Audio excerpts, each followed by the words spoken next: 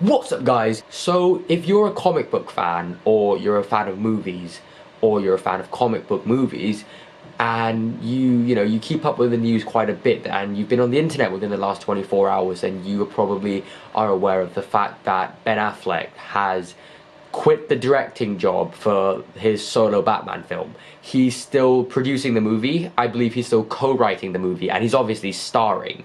But you know, the big job, the directing, is no longer his. He's stepped down. I think simply it's because of how Live by Night did, both critically and at the box office. They lost quite a bit of money and it wasn't very well received. I myself gave it a B. I thought it was an okay movie with some great potential, but still there was a lot more that could have been done with the movie. And I just feel like Ben Affleck's probably losing a lot of confidence after what happened with Live by Night, so he's kind of decided to step down. And the thing is, I actually think that Ben Affleck is closest to perfect when it comes to a director for the Batman film, because this is a guy who has made 3 brilliant movies, one of which has won Best Picture, and you know, one okay movie. You know, he's shown us that he can make some really great films.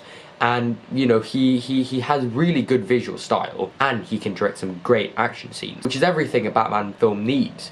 So I am disappointed that he has stepped down, but this also gives us the opportunity to see what another director could do with the project. 7 directors to be exact, which I have chosen to talk about in this video. And when it came to talking about the directors for this movie, I split them into 2 sections. First section is essentially my optimistic choices, the ones that I really genuinely want to see directing the Batman film, but there is a less chance of them directing the film. And I've also chosen the more realistic directors, which I think are the ones that Warner Brothers are more likely to choose. And obviously, as you can see, I've chosen to do like the thing with the black screen, so I have more space to work with. I actually like do that quite a bit.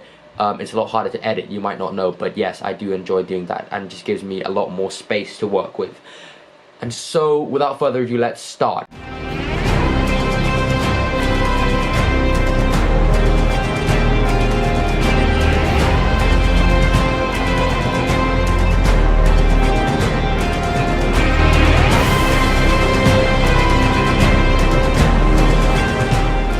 Start with our first section, the optimistic directors, my optimistic choices. First director is obviously a fan favorite and someone who I think a lot of Batman fans and a lot of DC fans want to be directing this movie. That's George Miller. George Miller is the man behind Happy Feet, but more importantly, Mad Max Fury Road, an action film that I think is amazing. I think it's one of the best action films made in the last decade or so. It has some really good performances, but that's kind of where it ended for me. I'm in the minority when I say I'm not the biggest fan of Mad Max Fury Road. I think it's a brilliant action film, but it lacks a structured plot and a structured story.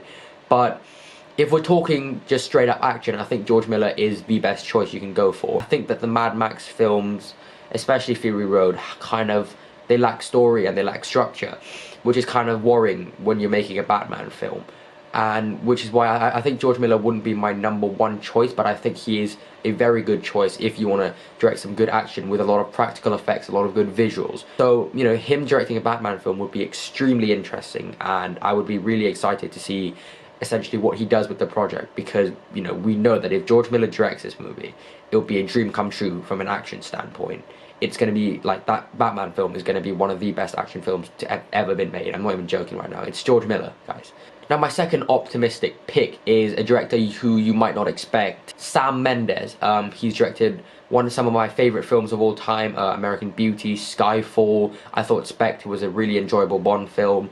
Now, one of the main reasons that I chose Sam Mendes is I think the character of James Bond and the character of Batman and Bruce Wayne share a lot of similarities. And Sam Mendes' depiction of Bond is, in my opinion, one of the best depictions of Bond we've seen on screen. And we've seen from, you know, Skyfall, Spectre, that he can direct some really, really good action scenes. Something that obviously a Batman film needs. But the last point, and I think something that sets Sam Mendes apart from the rest of all the directors that I've chosen, is his visual style. He has made, in my opinion, some of the most beautiful films ever. And I feel like Sam Mendes and cinematographer Roger Deakins are the only few people on earth who can recreate scenes like this without making them look over the top or out of place. And another thing about Sam Mendes' visuals is that he knows exactly when to sort of show like big spectacles and use a lot of light, and he knows when to hold back, which is something extremely vital to a Batman film. But let's not forget about story, which is the most important part at a good film. Sam Mendes is a great storyteller. American Beauty is one of the most well-crafted stories I've seen on film. And yeah, I think Sam Mendes is a really interesting, really unique choice that should be considered. Now, my third optimistic pick is a more realistic one. That's Matthew Vaughn. I said many a time on this channel that Matthew Vaughn is one of the most underrated directors working today. He, in my opinion, has never ever made a bad film. I love Kingsman, I love Kick-Ass. I've said this many times. I adore his films. And there is proof from films like X-Men First Class and Kick-Ass that Matthew Vaughn can direct amazing, amazing superhero films and some really cool action set pieces. And, you know, that is something that a Batman film definitely needs.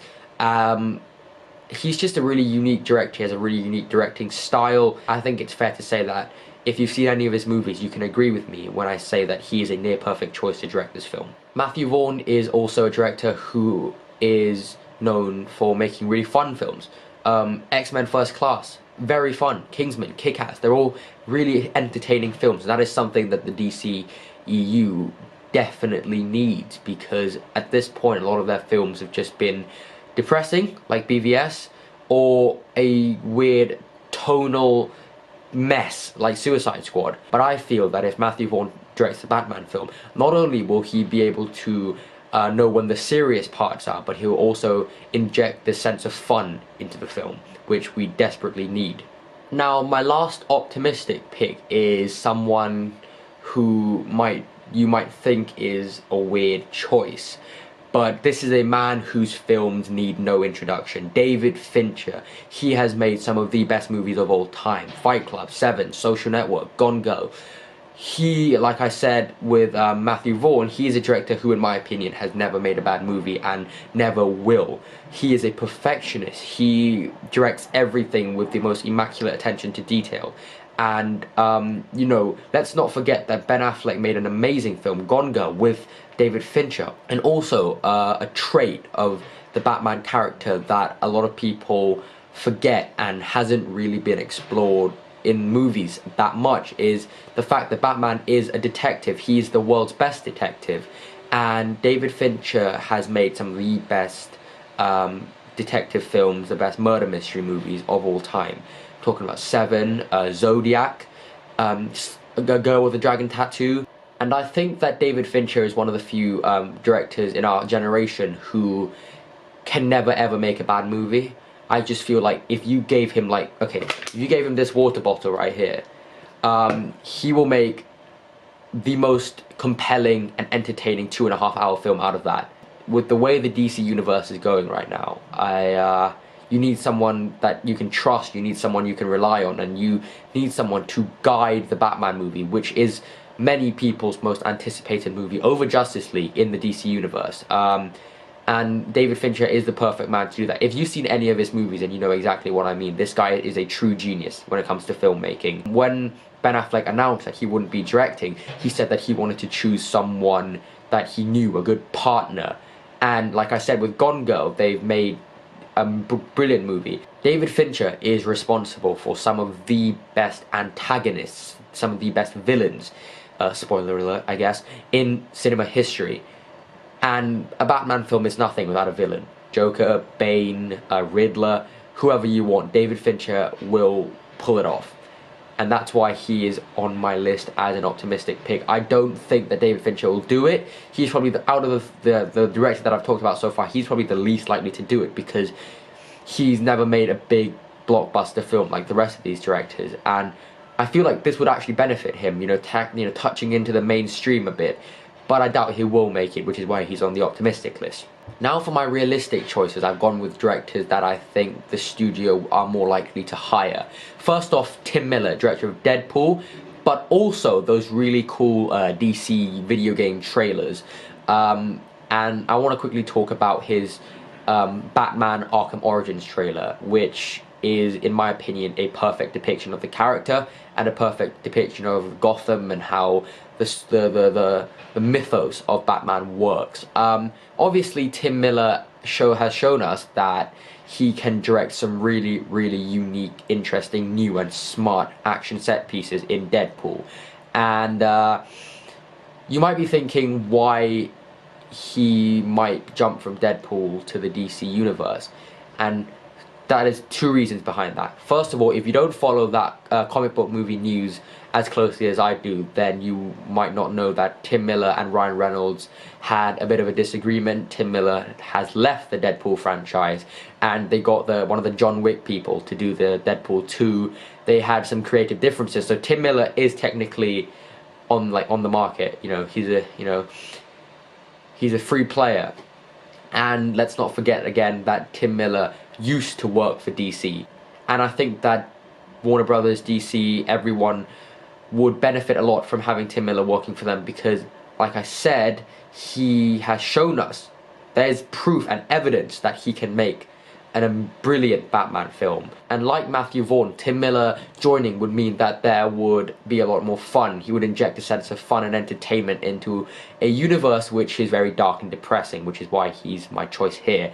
My second choice is another Bond director, Martin Campbell. He's known for directing Casino Royale, GoldenEye, and Green Lantern.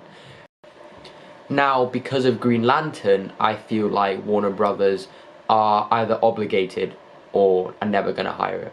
And let me explain why. Like I said, if you don't follow comic book movies news, then you haven't probably realized the fact that when Batman v Superman came out and it got pretty bad reviews, DC were like, oh no, you know what, Zack Snyder, just keep making Justice League, just do what you want. Go make that Snyderverse, mate. And when Suicide Squad came out and David Ayer was, they blamed a lot of it on the director, for the bad reviews and stuff. DC were like, oh no, David Ayer, it's all good in the hood. Just go make your Gotham City Sirens. There's no point making that movie. Oh wait, Margot Robbie sells a lot of tickets. DC tend to have a tendency to latch onto directors and not let them go. Martin Campbell, having directed Green Lantern, I think Green Lantern was like the worst character they could have him direct.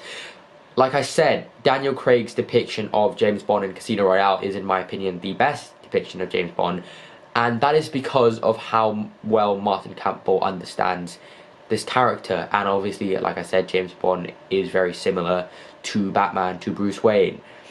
Martin Campbell not only understands the character, he can craft some badass action scenes like we've seen from Casino Royale. And he kickstarted the Bond franchise with Pierce Brosnan in GoldenEye, and he also kickstarted the Bond franchise with Daniel Craig in Casino Royale, which means that he is a very good director when it comes to kickstarting and revamping and sort of starting afresh a series, a franchise, which is something I feel like the DCU desperately needs. Like I said, he understands his characters very well. One of the reasons that I feel Daniel Craig's depiction of James Bond in Casino Royale is so incredibly amazing is that it's grounded, it's human, there's vulnerability to his character. And that is something that we need to see from Batman. We need to see Batman in a vulnerable place, both physically and mentally. We need to see him at his low point. And that is something I feel like Martin Campbell can bring very well. Now, my last director choice is, I think, the most likely one to happen. That is Gavin O'Connor, director of Warrior and, more importantly, The Accountant. The Accountant is a film that stars Ben Affleck and J.K. Simmons, who, by the way, is playing Jim Gordon, if you didn't know, in the DC universe.